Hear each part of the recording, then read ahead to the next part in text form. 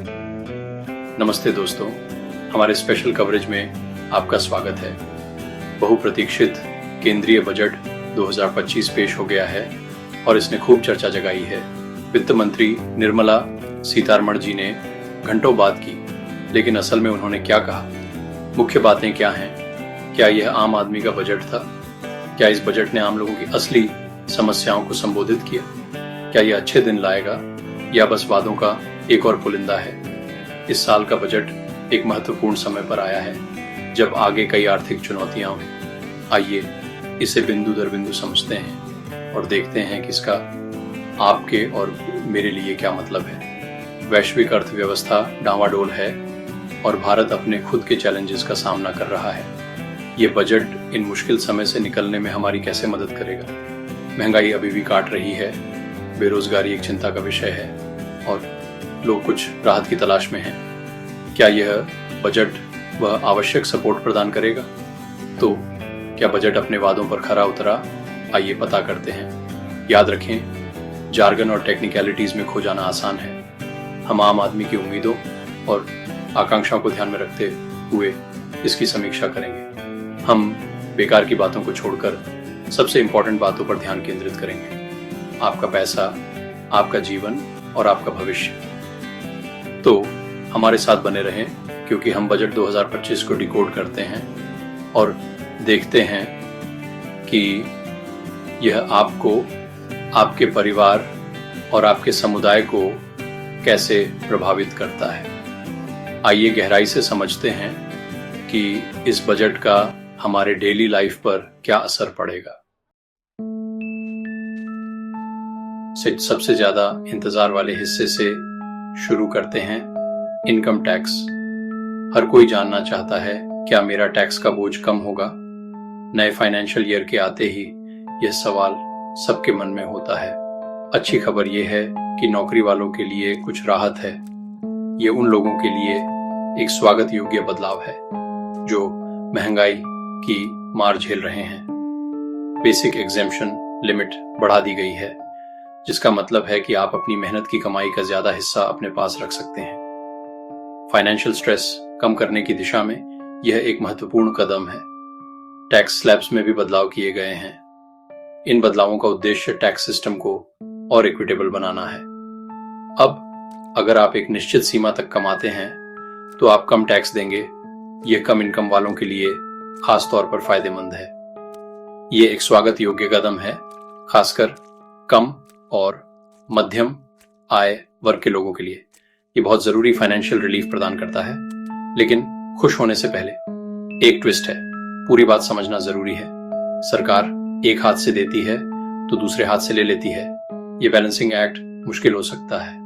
कुछ एग्जेम्पशंस और डिडक्शंस कम कर दिए गए हैं या हटा दिए गए हैं। ये नए टैक्स स्लैब्स के फायदों को कम कर सकता है। इसलिए हो सकता है कि आपका टैक्स स्लैब कम हो, लेकिन आप ओवरऑल ज्यादा टैक्स दे सकते हैं।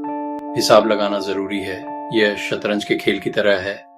आपको हर चाल का ध्यानपूर्वक विश्लेषण करने की जरूरत है। इन बदलावों से निपटने के लिए अपने फाइनेंसेस की योजना बनाएं। सरकार अपने मेक इन इंडिया इनिशिएटिव को जोर शोर से आगे बढ़ा रही है। लक्ष्य भारत को एक ग्लोबल मैन्युफैक्चरिंग हब बनाना, जॉब्स क्रिएट करना और अर्थव्यवस्था को बढ़ावा देना है।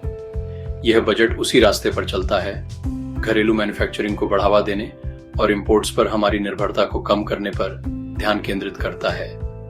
बिजनेसेस को भारत में सेटअप करने के लिए प्रोत्साहित करने के लिए कई योजनाओं की घोषणा की गई है। टैक्स ब्रेक्स से लेकर आसान रेगुलेशंस तक सरकार इन्वेस्टर्स के लिए दरवाजे खोल रही है।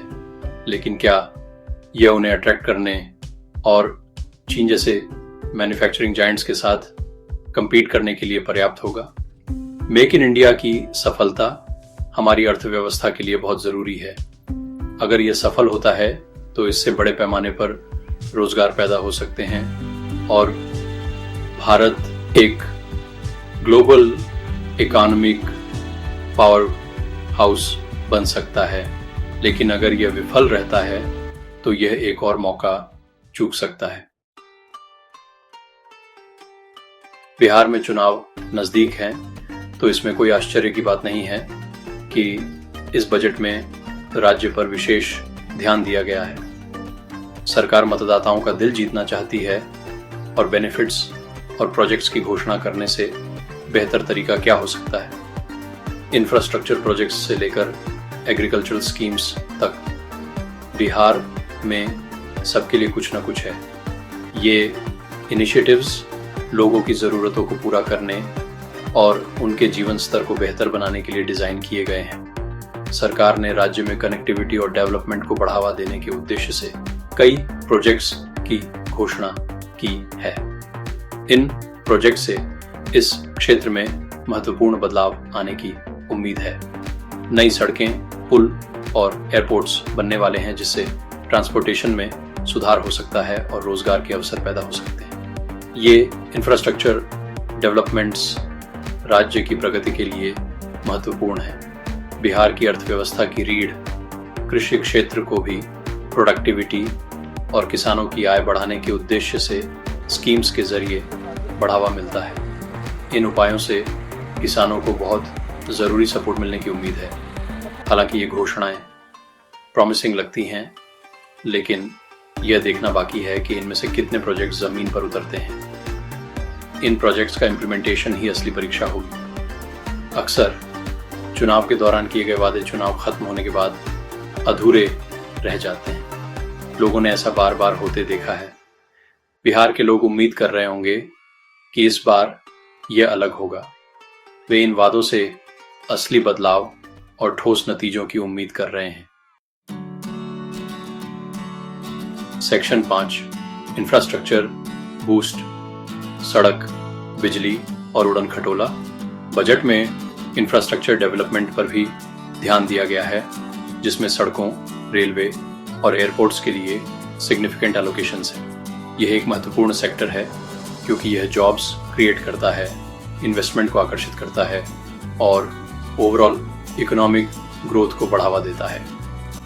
सरकार का लक्ष्य पूरे देश में कनेक्टिविटी में सुधार करना है, जिससे लोगों के लिए यात्रा करना और व्यवसायों के लिए माल परिवहन करना आसान हो जाए। इंफ्रास्ट्रक्चर पर जोर देना एक स्वागत योग्य कदम है क्योंकि इसका अर्थव्यवस्था पर मल्टीप्लायर इफेक्ट पड़ता है। हालांकि यह सुनिश्चित करना ज़रूरी है कि ये प्रोजेक्ट्स समय पर और बजट के भीतर पूरे हों। अतीत में इंफ्रास्ट्रक्चर प्रोजेक्ट्स में देरी और लागत में वृद्धि हुई है और सरकार को उन गलतियों से सीखने की ज़रूरत है। सेक्शन 6 हेल्थ केयर और एजुकेशन। स्वस्थ शरीर, समृद्ध मन। बजट में हेल्थ केयर और एजुकेशन के लिए भी धन आवंटित किया गया है। दो महत्वपूर्ण सेक्टर्स जिन्हें अक्सर नज़रअंदाज कर दिया जाता है। कोविड-19 महामारी ने हमारे हेल्थ केयर सिस्टम की कमजोरियों को उजागर किया और सरकार ने इसे मजबूत करने का वादा किया है। नए हॉस्पिटल्स, मेडिकल कॉलेजेस और रिसर्च इंस्टीट्यूशंस बनने वाले हैं। एजुकेशन एक और क्षेत्र है जहां भारत को सिग्निफिकेंट इम्प्रूवमेंट की ज़रूरत है। बजट एजुकेशन की क्वालिटी में सुधार लाने और इसे सभी के लिए सुलभ बनाने पर केंद्रित है। नए स्कूल्स, कॉलेजेस और स्किल डेवलपमेंट सेंटर्स की योजना बनाई जा रही है। हालांकि हेल्थ केयर और एजुकेशन के लिए इंक्रीज्ड फंडिंग सही दिशा में एक कदम है, लेकिन यह सुनिश्चित करना ज़रूरी है कि इन फंड्स का इफेक्टिवली उपयोग किया जाए। इन सेक्टर्स में असली बदलाव लाने के लिए पारदर्शिता, जवाबदेही और आउटकम्स पर ध्यान देना जरूरी है। सेक्शन 7 कृषि और किसान, अन्नदाता को सम्मान। बजट में कृषि के महत्व और हमारे किसानों की भलाई को स्वीकार किया गया है। कृषि उत्पादकता बढ़ाने, सिंचाई सुविधाओं में सुधार लाने और क्रेडिट तक बेहतर पहुंच प्रदान करने के लिए कई योजनाओं की घोषणा की गई है। सरकार का लक्ष्य किसानों की आय दोगुनी करना और कृषि को एक अधिक व्यवहार्य और सस्टेनेबल प्रोफेशन बनाना है। प्रमुख फसलों के लिए न्यूनतम समर्थन मूल्य या MSP बढ़ा दिया गया है, जिससे किसानों को कुछ राहत मिली है। हालांकि कई लोगों का तर्क है कि यह पर्याप्त नहीं है और वे एग्रीकल्चरल मार्केटिंग सिस्टम में पूरी तरह से बदलाव की मांग करते हैं। सरकार को किसानों की परेशानी के मूल कारणों जैसे कम आय, कर्ज और क्लाइमेट चेंज का समाधान करने की जरूरत है। टीचर्स सा सेक्शन 8 अन्य प्रमुख घोषणाएं। क्या कुछ नया है? ऊपर बताए गए मुख्य एरियाज के अलावा बजट में कई अन्य महत्वपूर्ण घोषणाएं भी शामिल हैं। इनमें डिजिटलाइजेशन को बढ़ावा देने, स्टार्टअप इकोसिस्टम को बूस्ट करने और पर्यावरण की रक्षा करने के इनिशिएटिव्स शामिल हैं। सरकार का लक्ष्य भारत को एक डिजिटल लीडर बनाना है, इनोवेशन और एंटरप्रेन्योरशिप को बढ़ावा देना है। हालांकि डेटा प्राइवेसी, साइबर सिक्योरिटी और डिजिटल डिवाइड को लेकर चिंताएं बनी हुई हैं।